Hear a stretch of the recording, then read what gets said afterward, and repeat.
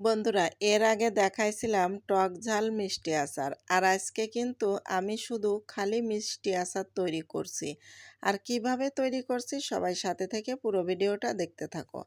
এখানে কিন্তু আমি পাঁচফোড়ন ভেজে নিয়েছি, জিরে দিয়ে পাঁচফোড়ন দিয়ে ভেজে নিয়েছি। যেহেতু ঝাল দেব না, এই জন্য শুকনো মরিচ আর ভাজবো না। আর বড়ইগুলো আগের থেকে শুকিয়ে তারপরে ধুয়ে নিয়েছি। তো এখন এই যে কড়াইতে সরিষার তেল দিয়ে দিলাম খানিক। সরিষার তেল দেওয়ার পরে এখন যে পাঁচফোড়ন, তারপরে রসুন, তারপরে হচ্ছে পেঁয়াজ দেবো না, এখানে কয়েক কোয়া রসুনের কোয়া দিলাম, দিয়ে একটু ভালো করে ভেজে নেব তেলের পর দিয়ে। আর জিরে দিয়ে দিলাম, গোটা জিরে দিয়ে একটু নেড়ে চেড়ে যখন লাল লাল হয়ে যায় তখন কিন্তু আমি যে বড়ইগুলো রেখে দিয়েছিলাম ধুয়ে, সেই বড়ইগুলো এই যে দিয়ে দিচ্ছি। এই বড়ইগুলো কিন্তু আমি হাত দিয়ে একটুও চটকাই নাই, কারণ এই বড়ইগুলো আলামালামি থাকবে আর এর ভিতরে রস যাইয়ে রসে একদম টইটুপুর হয়ে যাবে।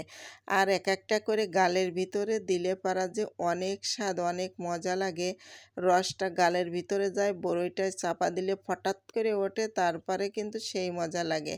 আর এখানে তেঁতুল দিয়ে দিলাম, মানে বড়ই দিয়ে তেঁতুল দিয়ে আমি মিষ্টি আচার তৈরি করব। আর চিনি দিয়ে দেব পরিমাণ মতো, আর গুড় দেব খানিক, যেহেতু খাঁটি খেজুরের গুড় হাতের কাছে ছিল তাই দিবানি, দিয়ে হচ্ছে মিষ্টি আচার তৈরি করছি। আর এই আচারগুলো একবারে হচ্ছে তৈরি করে একটু রসালো করে রেখে দিলে মানে একদমই দানা দানা চিনির মতো পড়ে যায়। খেতে কিন্তু বেশ মজা লাগে, চামচ দিয়ে কেটে খাইলে হেভি টেস্টি লাগে। আর আমি ঝাল টক আচারটাও তৈরি করেছি, তা আজকে মিষ্টি আচারটা তৈরি করছি। তো এই যে খাঁটি খেজুরের গুড় বাগনে বাড়িতে নিয়ে আসছিলাম, মানে আমার বড় আপার ছেলে হচ্ছে গাছ কাটছিল তাই আবার দিচ্ছিল। আর হচ্ছে চিনি দিলাম, গুড়ে হচ্ছে না তো অল্প গুড়, যেহেতু সে অল্প গুড়ই দিছিল। খাঁটি গুড় পাওয়া খুব টাফ ব্যাপার, আসলে খেজুরের গুড় খাঁটিটা পাওয়া যায় না। তাই যে চিনি বাজাই দিলাম, আমার বাসায় চিনি ছিল তাই চিনি দিলাম। চিনি দিয়ে শুধু মিষ্টি আচার। আমার ছেলে বলতেছে যে আম্মু মিষ্টি আচার তৈরি করবা, সবসময় মিষ্টি আচার খেতে খুব পছন্দ করে। তা তেঁতুল দিয়ে আর বড়ই দিয়ে যে মিষ্টি আচারটা তৈরি করছি, খেতে বেশ মজা লাগে। এখন আমি এই যে যে ইগুলো পাঁচফোড়নগুলো ভেজে রেখেছিলাম সেইগুলো এখন উপর দিয়ে এই যে দিয়ে দিচ্ছি। আর মশলা টশলা আর কিছুই দেওয়া লাগবে না, একটু খালি ভিনেগার দিয়ে রাখবো, যাতে হচ্ছে মানে ছাতকুড়ো না পড়ে, বাইরে রাখলেও সারা বছর ধরে যাতে খাওয়া যায়।